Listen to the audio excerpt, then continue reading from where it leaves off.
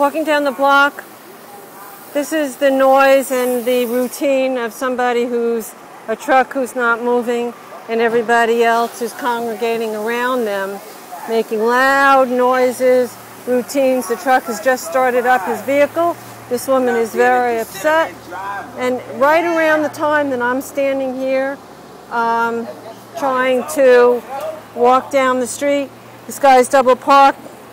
This is what gang stalking looks like when you have a whole bunch of people who are organized to harass you.